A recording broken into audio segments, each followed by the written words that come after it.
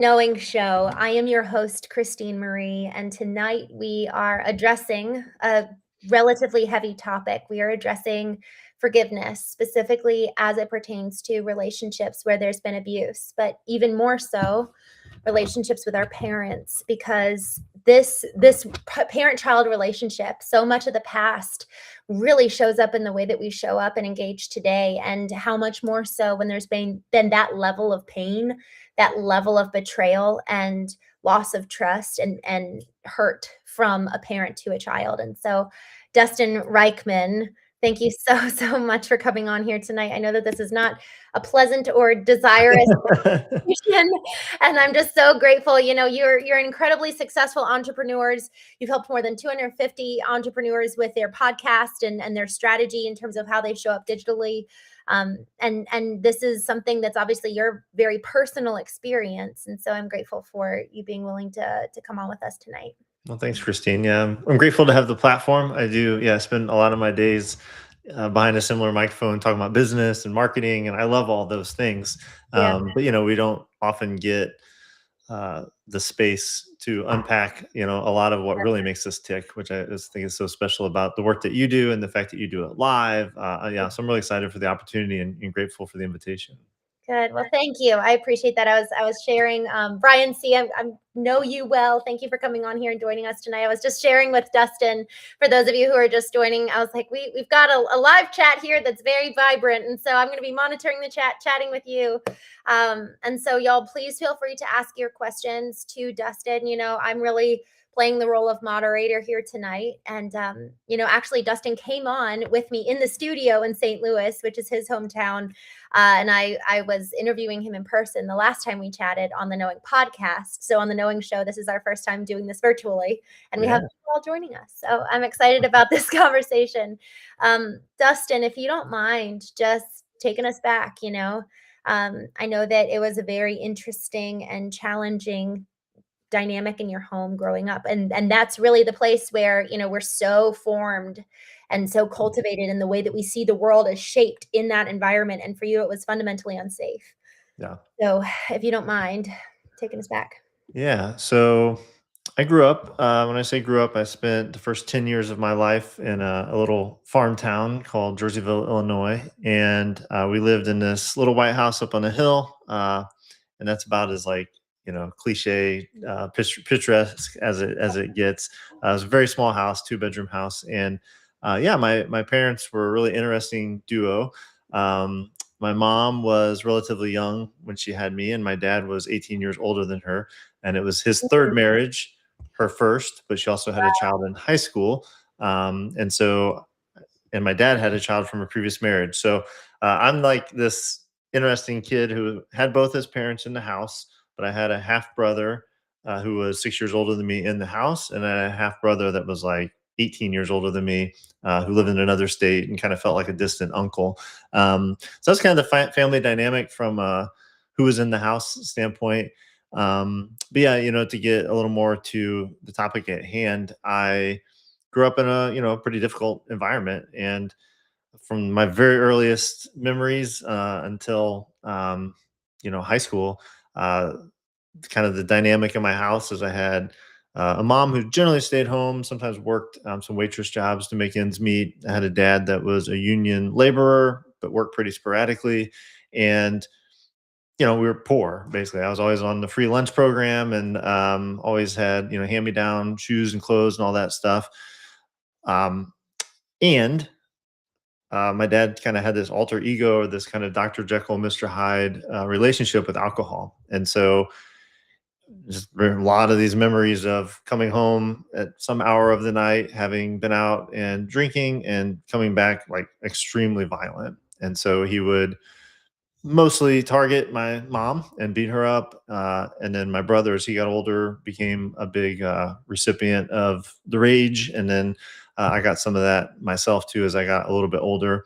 And that was mostly where it was contained. But as you and I were kind of getting ready for the show and starting to unpack this a little bit, I started to remember. I'm like, it wasn't only when he was drinking; it was mostly when he was drinking. But there were other times like where Wow. I wouldn't eat or something, and there was a a whip, and there was like physical abuse that would come with that. And so, he kind of ruled with rage and with an iron fist. And that was kind of like the early part of my childhood. Is really no money, never went on vacation, was never part of any organized sports, didn't really never wanted to have friends over. And then yeah, had this difficult relationship, I'll just put it that way, with my dad growing up. One thing that is interesting, you're saying that you don't wanna have friends over to the house, and I think that there's something around that that is so subconscious, where it's not like you probably put the 2 and 2 together when you were a kid and maybe Yeah. even as you grew up. But I'm curious, for those of us listening who have ever experienced, a relationship where you just felt unsafe, how did that impact the other areas of your life and the way that you showed up, whether you didn't feel safe to, and, have people come over, you didn't feel safe, even what you're saying about eating. Well, now Yeah. the way that I'm eating is now informed by fear. Yep. And it's just, man, it's like at every single level, Yeah. this dynamic in this relationship is impacting every area of your life. Um, I'm curious, Dustin. Oh yeah, what were you gonna say? No, I was gonna say I hadn't really, that's the benefit of talking about these things. And I'm 46 years old, so this is 36 years plus of hindsight into this kind of first stage as a little kid. And yeah, I didn't really ever connect those things of like, Mm, I probably effectively had an eating disorder. Like I didn't eat anything as a kid, and I had to be force fed, and there's a lot of weird trauma around that. And yeah, so I mean that's part of it. But yeah, to your point about like friends, there's two really strong forces that I think fed into that. I think one was like fear of what if my dad acts up when these people are here, and like how embarrassing would that be. Not so much fearful for their safety. It wasn't like he was an uncontrolled on the street rage. It was always with generally contained within our house, maybe some bar fights and things like that. But so it wasn't so much like I'm scared to have a friend here because my dad's going to hurt them. But what if I'm certainly not having anyone stay all night, because what if that's a night that he comes home drunk? Like that would be really bad. But I think actually where I'm going with this, it was just more the like poor part. mm, Um, I would go to school and kind of put on a face of I'm normal. I got, I'm kind of the middle class or whatever, right? But I was actually very, very poor. And that was the most embarrassing thing for me, and not wanting someone to come into my house and realize the things I didn't have that, you know, um, yeah. both my parents smoked, and I didn't realize until like junior high that everything I wore stunk like Well, cigarette smoke because I didn't know any different, right? So as I right. get older and people and kids become more cruel, I started to learn a lot of things that were different in my house than others. But yeah, this abuse was obviously front and center to me, and I really think this, I don't know, like this behavior and that pattern that my dad was in Mm, directly contributed to his own lack of income consistently. And I'm sure it, had the control in that situation is a big reason my mom never felt empowered to get outside the house and work, even though she wanted more for us than what he was providing. right. It's interesting as you're sharing about the aspect around the financial instability. Yeah. There's something really significant to that where, okay, I don't know physically if I'm safe, and I also don't know financially if I'm safe. Yes. And then I would be curious around, we talk about this on the Knowing Show around different intelligences, our emotional Mhm. intelligence, intellectual intelligence, physical intelligence. Our body remembers things. So even talking about, the being hit as it relates to your relationship with food. It's like, Yeah. okay, every time then food is presented to you, there's a fear of physical, uh, what's going to happen to me physically as a result Mhm. of consuming this food. So it's like physical Yep. in both ways. But I'm curious, when we have a fear around something that's very big, we kind of tend to ignore all the other pieces around like, do my clothes stink? Am I Mhm. able to go and engage with friends in kind of a normal way? And Yep. so it is interesting. It's like peeling back the layers. We talk on the show about like big T traumas, like those big moments where Yes. obviously the abuse with your dad, that's a big T. Like Yes. you said he broke your mom's back. Yeah. I think I was around 6 or 7. Gosh. And I mean, vividly. I don't remember like very much about even the layout of the house growing up. And I remember like we had a stove that I burnt myself on, like a heating stove, right? I remember that. I kind of remember kind of where the kitchen was, but I vividly remember waking up, walking around that heater, and walking and my mom laying on the ground. And I know it was winter because part of what they did to kind of supplement the heat in the house, for whatever reason, maybe the landlord paid for the propane, I don't know, but they would use the gas stove and open the door and use the heat from the oven as like Mm, part of the heat in the house. And he had come home drunk, through her in some way. I didn't see it actually happen, and she landed on the door of the open oven and right in the middle of her back. And so yeah, she was like on the floor. I think my brother called my grandma and got her to the hospital and all that. And so that was bad, obviously, physically. But then what that actually ended up triggering was a nervous breakdown, which mm, people talk about that like cliche, but like you can actually have one. And my mom did. So my mom was gone for like 6 weeks or something like that. It was a substantial amount of time that she was recovering mentally and physically and everything else. And we went and lived with my grandma for that time.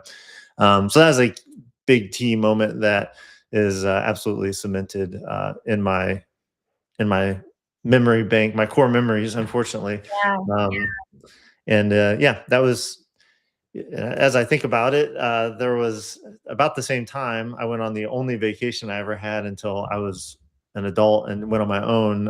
And my grandpa took me out of town to go on a fishing trip. And now I'm wondering if these if these two things were probably tied together. yeah. That we left town because my mom was in this recovery state, Mm. and he was trying to protect me from being too close to that. I would imagine. Yeah. Yeah. Yeah, I mean, it's so painful. Tommy, hello, my friend, he just says that's such an incredibly painful memory, and, it's interesting, there's something around sharing it and the moving through it, obviously, because then when you can move through it, then you can start peeling back more layers of maybe Yeah. the middle T traumas and then the little T traumas, and then it's Yeah. like, "Oh, I didn't even know like that was there that because what ends up happening is that I mean, inevitably, every single one of those big or little T moments shows up in our lives in the way Yeah. that we're engaging with our families. And so, I'd be curious with you saying your mom finally had a nervous breakdown. I want to get to forgiveness and like how do we kind of get to that point Yeah. in relationship with people where we can start experiencing forgiveness. But I would be curious, there's a lot of talk these days around boundaries and Mhm. it's a lot more people are leaving these days and sticking it out. And so I am wondering just your thoughts as you kind of look back on this season of life. And from my understanding, your parents did divorce at some point. Mhm. Yeah, tell me about that. Like Yeah. looking back as like a little Yeah. kid in that situation with your mom staying for as long as she did. What are your Yeah. thoughts? Yeah. So everything I described was sort of in the first 10 years. Yeah. We don't have to belabor all the points, but in my 11th year, we moved out of that house, and that created a whole different sort of set of environment that I was in. Moving into a town where I was actually around kids and got in with a lot of the wrong kids and got arrested when I was in sixth grade. Like, um, sort of this outlet of freedom, right? And run around at night and stuff. And then we moved back sort of to the original area in the country. So I'm kind of like isolated again, but middle school into high school. And so, but the big thing that happened in my freshman year of high school is my mom. We had a really severe. So at this point, my brother's moved out. He went in the Marine Corps. He graduated high school early to get away from it, and he left. And so it was just me and my mom and my dad. And we just moved. Like, might have been the weekend we moved into this other house in town, in like a good town. I was finally like, my friends here. This is going to be great. And in that move-in time, stress trigger, whatever you want to call it, my dad a really bad night, and the we were near a police station. They caught wind of it. The cops came. He had guns they shouldn't have had, and so he got arrested and removed from the house. And somewhere in there, in the ensuing weeks, my mom let me know she was going to file for divorce. Mm, And my honest emotion at that time was like, thank you God, like I had felt a lot of resentment towards my mom through all these Mhm. years.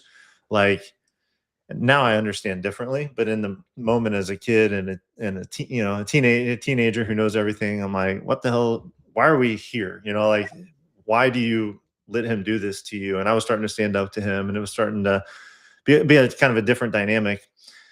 So yeah, when she said they were getting divorced, it was like this massive sense of relief of like, finally, it can just be her and I can kind of take care of her. And she was working at that time, and that happened. They did get divorced, and so I spent kind of the last 3 years of high school was just me and my single mom, and she was kind of sowing her oats in a new way and dating and all this weird stuff. so, and so that was a whole different dynamic for me as a kid. But yeah, and then another chapter sort of emerges because that was shortly thereafter is where I met Bethany, who's now my wife, and Mhm. started dating her in high school actually. And Really? Aw, I yeah, love that story. yeah, and so it's interesting. Like my mom and dad got divorced. I'm kind of feeling a little bit more secure, I'd say. Mm. And yeah, and then I meet this girl in PE class in high school because she got bumped from her driver's ed class and all of a sudden ended up in my PE class, and I was like, oh wow, like uh, Serendipity. yeah, I was like, this is pretty cool. Um, yeah, and so we pretty quickly started dating, and I got to know her family, and her family was an extremely different dynamic. So I didn't mention earlier, my dad was Lutheran, my mom was Methodist. They grew up, my dad went to Lutheran school up till he graduated high school. Like he was, if you asked him, he had put in his reps. He had done enough of that. He was done with it.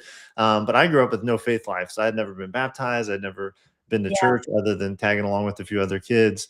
My wife's family, this girl I had met in high school, her family was very faithful. I was a good friend. I knew her brother because he was my age and she was a year younger. It was just like it became sort of this way different example of what marriage should look like and what a faith fueled sort of family can look like. And they're far from perfect, and they weren't beaver cleaver sort of thing, but it was such a peaceful environment by comparison. Yeah, and so that became a really obviously huge inflection point in my life was meeting her family. And I can pause there, but from there, the story actually takes a few other interesting twists. But Yeah.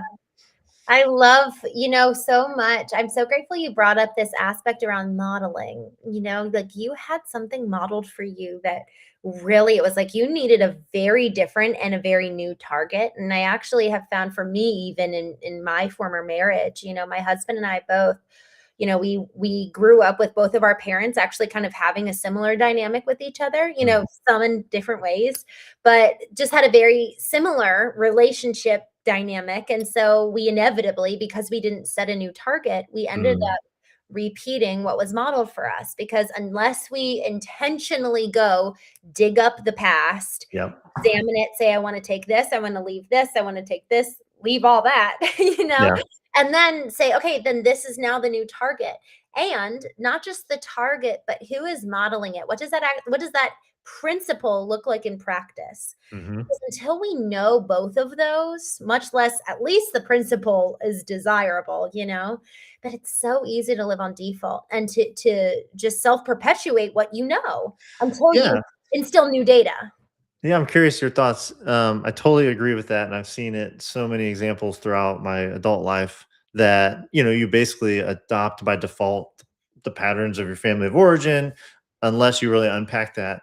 In my case, I wonder if it's because it was such an extreme case. Like I Yeah, always felt growing up, like I will never live like this. I right. will never touch a woman. I thought I would probably never drink because I saw that as the one of the causes of this.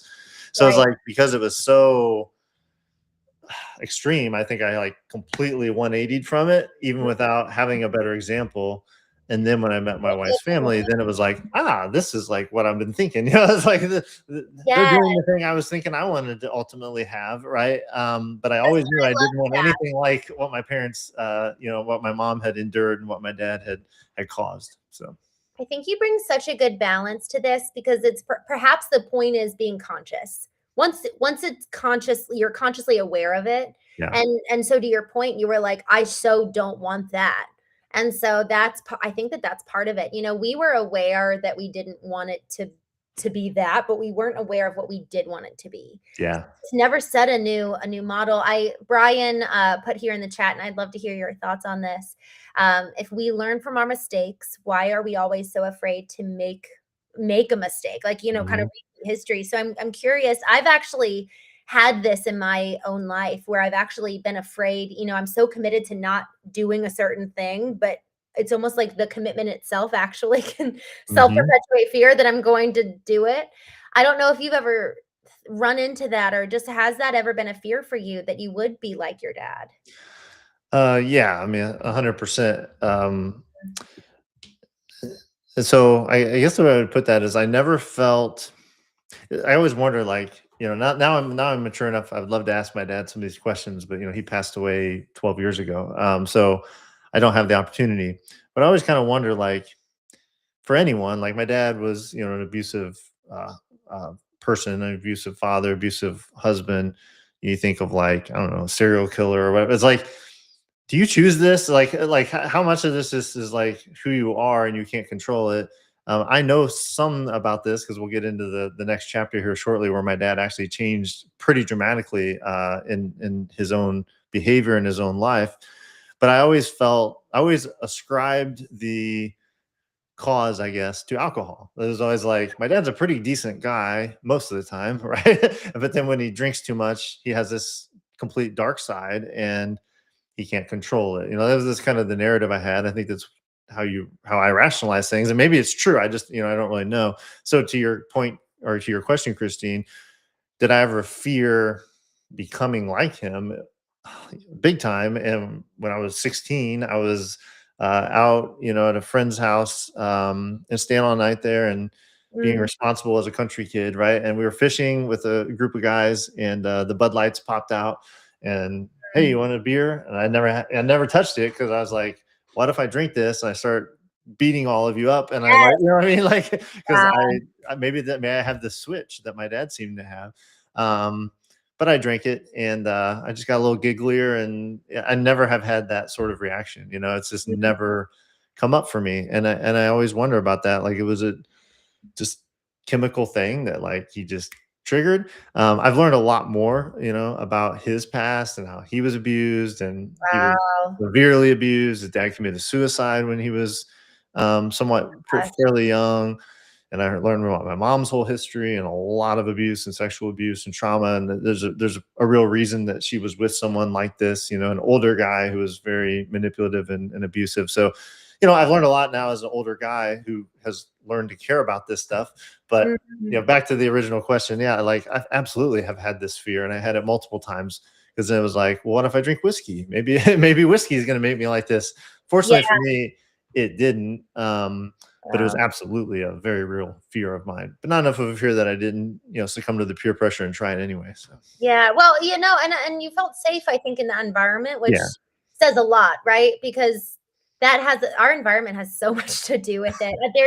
There's a couple of questions here that I want to get to here in the chat, and then I'm going to move over to just kind of focusing on, okay, what is forgiveness? How do we take that first step yeah, towards forgiveness? But before I do, Tommy Schaefer, such a wonderful human being. He's on Facebook. He said he asked for me to remind everyone of your name, no, Dustin.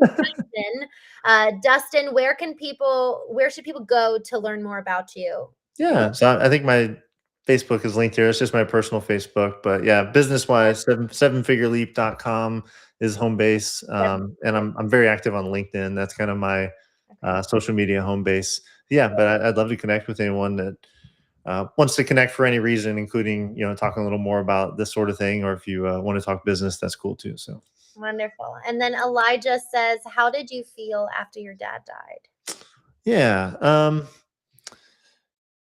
I felt actually relieved, in a sense, only Mm, because he suffered a lot in the last 5 years of his life with dementia, and a lot of the effects of the things that he did, not only to other people but to his own body wow. throughout the years.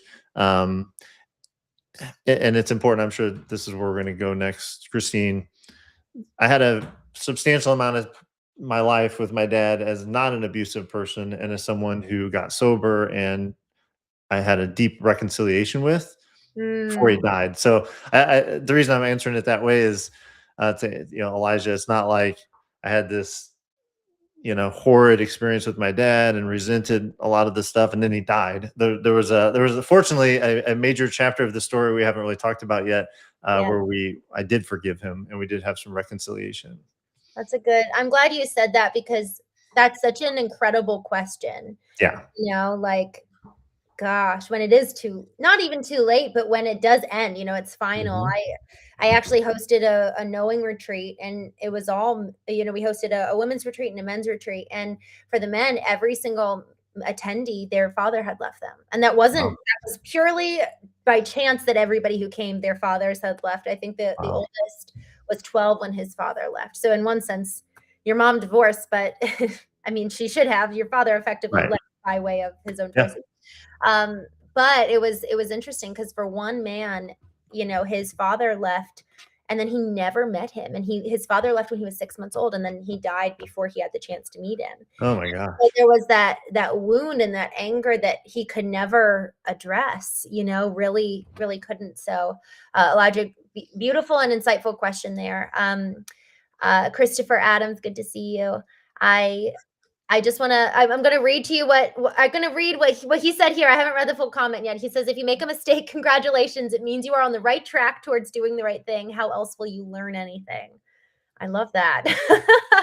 I love that comment. It's so true. And what a reframe on mistake making and allowing for almost like the intentional pursuit of truly living rather than letting us stay in the box of perfection, because then, to your point, we won't learn. So Yeah. um, I would love to hear kind of what happens next. You have such a radical story, like Yeah, it's that's a wild story. Yeah, it sounds made up, but it's real. I didn't go into the AI chat and come up with a cool story, but yeah. So as I mentioned, early high school, they divorced. My dad moves out. I see him, once a month or something. He's like living in a hotel and pretty down on himself, down in the world, completely lost without my mom. Um, and then I start to notice he's kind of, I don't know, figuring himself out a little bit. He's in his, I don't know, at this point, he's in his 60s, in his 50s, pushing 60 probably, because he had me when he was like 44. So, um, yeah. And then, that was kind of like the rest of high school. I mean, it was nothing crazy. I spent a lot of time with my girlfriend. I spent a lot of time with those guys, doing the late night fishing. And then, I ended up being able to, once I could drive, I got myself a car and worked at McDonald's and was able to go to football practice. Still had a lot of the baggage about being poor because we were still really poor. And it hid a lot of that from people at school and including my girlfriend, until I finally had to, come clean and show her what my home life was actually like. But eventually, I was very blessed to get a scholarship so I could go to college. So I got a full ride to go to college and study engineering. And so I moved, yeah, which, hallelujah. I'm not sure uh, how that happens, financially, yeah. without that, but it did happen. And it happened at the school that my wife, who's a year younger than me, was intending to go to. So I was like, "Hey, Wow. Oh, this we is love actually pretty cool." Yeah, so it wasn't my college of choice. I was planning to go to a bigger school, and then she's like, "Well, I'm going to go to this one," and I was like, "Well, let me apply there and kind of see what happens." And then, like I said, I was very fortunate to get a great scholarship, which put me in this community with some really cool people that were like all in my wedding. Like it just became this amazing community. And I started at that point to really value community and all that that means, which has informed my whole business career since. But anyway, so I'm like college, and then Bethany comes the next year, sophomore in college. I get this phone call from my mom, and I kind of knew my mom and dad had been talking again. But I'd been away. I'd been away for 2 years almost. I get this call. She's like, "Hey, don't know how you're going to take this, but I'm back with your dad and we're going to get remarried." Like, oh, okay. Chills all over. Yeah. And then my wife, well, she was my girlfriend still at the time. Uh, her and I went up on I think it's Friday afternoon or something, back to Jerseyville, Illinois, in the original hometown at the courthouse. And we were literally the witnesses that signed the marriage certificate of my Chills. parents Oh my god. getting remarried. Yeah, and I was like 20 years old. That was the year I got baptized. I Wow. joined the church. I proposed to my wife not long after my parents got remarried. My wife and I got remarried or got married the following year when I was 21. I graduated school, started engineering. My parents were together at our wedding. It's like, and my dad didn't drink, so because in that period, what had happened was he hit rock bottom, as I think is really required sometimes. He finally just quit drinking for the first time since he was like 10 years old. He wasn't drinking, and it made a Wow. big difference. And he and 10 my years old, that's when he yeah, started? he started drinking at 10 and smoking at 9, according to him. Grew up on a farm, very, very, very rough life. The oldest of 5 kids, and super abused and all that stuff. Mm, Yeah, but so it's not quite like happily ever after. There were, you know, issues because all families have issues, but for the most part, from that point when they got remarried until he started getting pretty sick when he turned about 70. So there's about a 10-year period because I think he was around 60 when they got remarried. Um, that they had a good life. They got to see all three of our kids, or all three of my kids, their grandkids, be born at least, and then our oldest they got to spend a lot of time with. And then my dad started to develop dementia, and yeah. he had to have a procedure, and apparently a lot of the underlying damage from all the alcohol abuse, that whatever that procedure was, and put him on a bypass machine, it really immediately basically created immediate like dementia. um, Jeez. so it was a pretty nasty 5 years. So, the earlier question, when he finally passed away from that, it was pure relief. And like, you know, Right, it right. had been a rough go, and my mom had been at his side that entire time. Um, yeah, so it is sort of a happy ending in the sense that I did get a good 10-year period of sort of dad 2.0. He was more grandpa, and it's not like I was living with him, but he was a very different guy than what my experience was growing up. And I always want to say too, like, I think anyone that's in a relationship with abuse, well, I shouldn't say that, but for me at least, in a relationship with abuse, we had a lot of good times too. Like, I knew my dad loved me. He doted over me. He's really proud of me. We did a lot of cool, like, we hunted together. And so it's not like all parts of my life were abuse. Probably 10% of it was, and that 10%, of course, trumps everything else. And so that is like the story. But I always feel bad when I describe him, and it sounds like, man, what a piece of crap. Like, he didn't do anything good. And like, no, he did a lot of good things for me too. But there was a ton of baggage, resentment, anger for many, many years. But I was very lucky to get that 10-year period to kind of, we didn't really ever like address it. It's not like we sat down and had a after school special and he apologized, but like I knew he had changed, and he saw the errors in his ways, and he was just a very different guy in that second season. Yeah. I want to talk about forgiveness, because especially since he didn't, no after school special and he didn't sit down with you and apologize or anything formally, but Yeah. um how did you get get to that point of forgiveness, and even just to define terms, Dustin, for Mhm. you, what does forgiveness mean to you? It's a great question. I don't know. I don't know the actual definition, but when I use that word and I think about it, to me, forgiveness is more about me releasing it for myself, right? Mm, Like, if you did something to me, Christine, and when I forgive you, I'm really like lifting that burden off myself, right? I can choose to forgive you even if you're not even sorry. Like, I forgive you. I'm not, I'm releasing this. It's no longer a burden to me. It doesn't remove all the scars and the residual effects. So like, that's what I think of as forgiveness, is like yeah. something I choose for me. And you probably heard me say this word. I use it. I didn't really consciously use it, but like reconciliation, to me, Mm, that's different. Like, reconciliation is a two-way street, right? So I reconciled with my dad because like I could have forgiven him and never seen him again, and I could still forgive him. But the reconciliation is because I was able to like spend time with him. Whether he used the words or not, I sensed mm, the penance or the recompense or whatever, right? Like Right. he you know he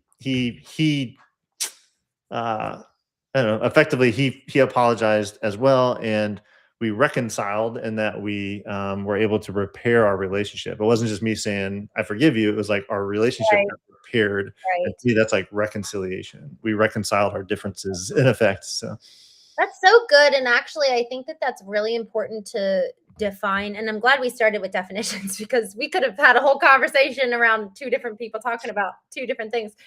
Reconciliation is effectively both parties mhm, moving towards each other, moving towards healing and restoration. Even a restoring, and maybe it's not even restoring. Maybe it's we're agreeing to make something new because mhm, it was so broken to begin with that there's not. If we were going to restore something, there's nothing there. yeah.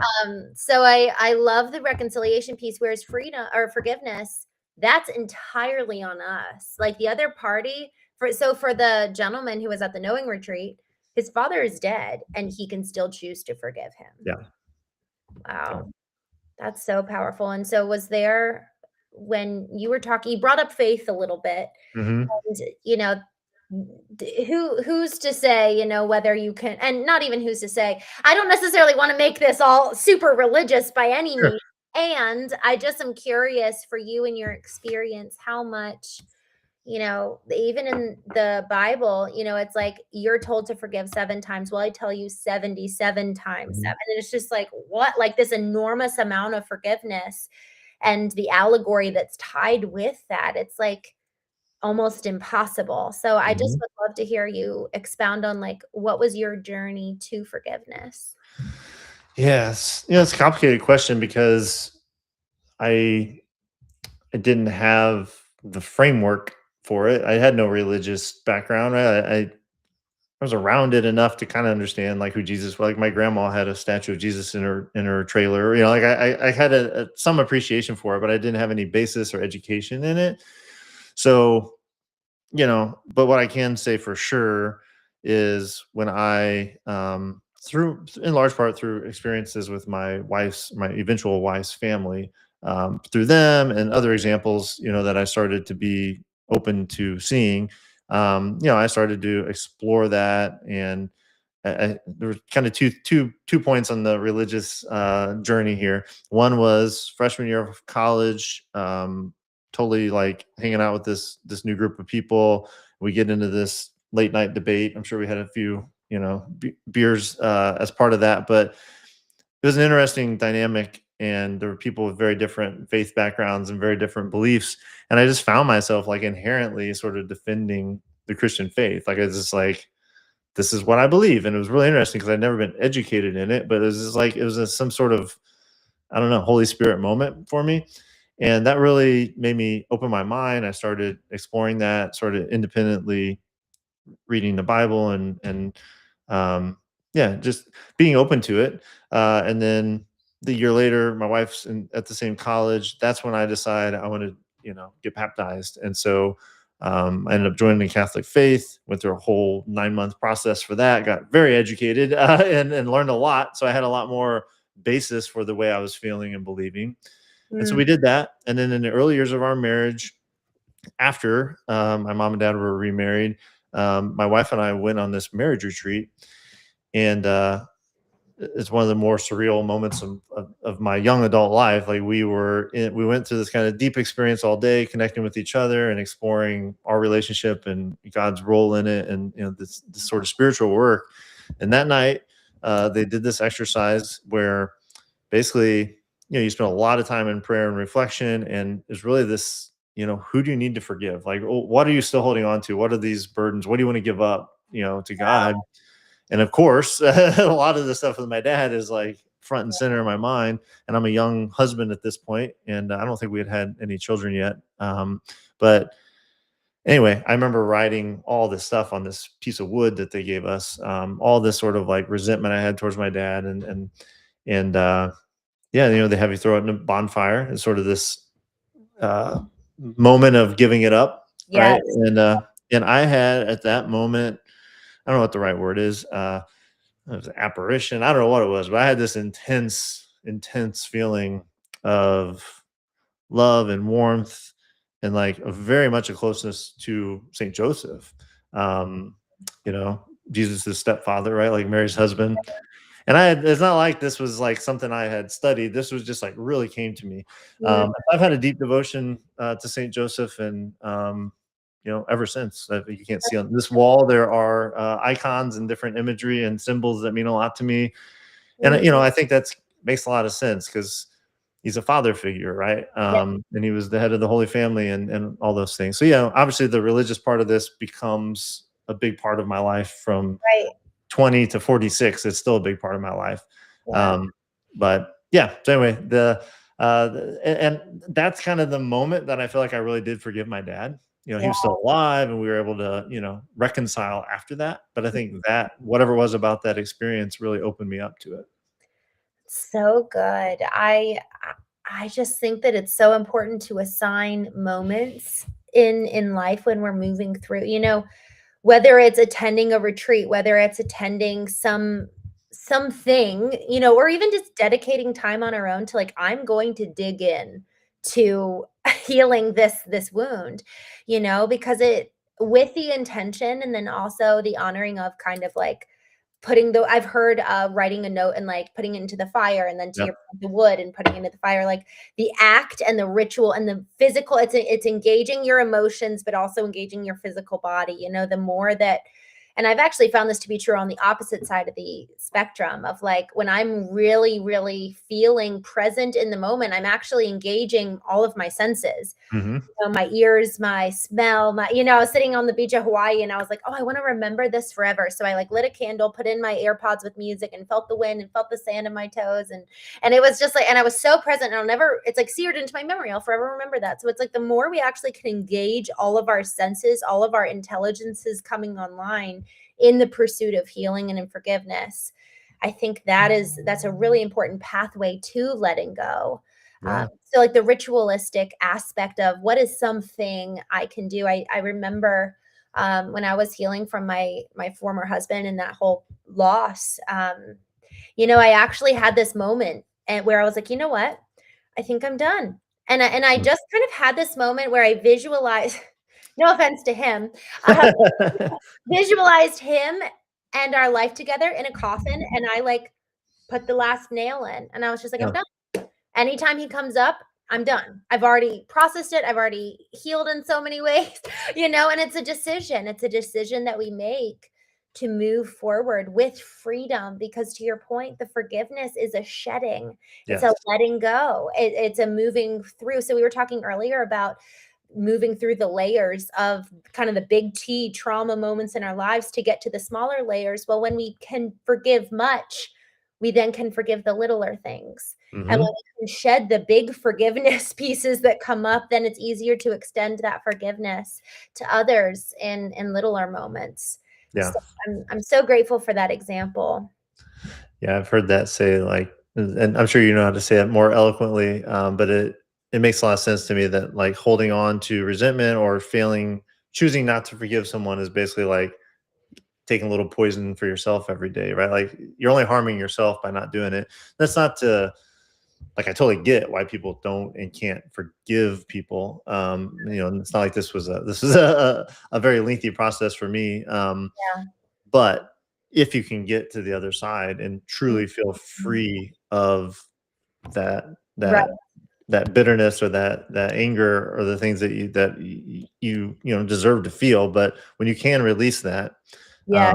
it very much feels like getting off of a poison drip. It's like Right. it frees you up in so many ways, mentally, physically, spiritually.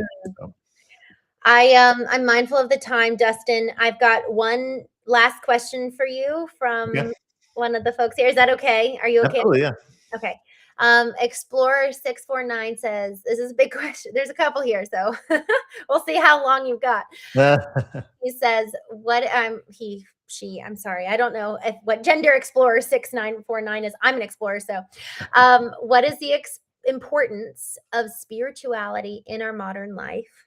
What is spirituality for you? Can you be spiritual and at the same time enjoy the benefits of modernity? Oh boy, I know. just a little light question to finish.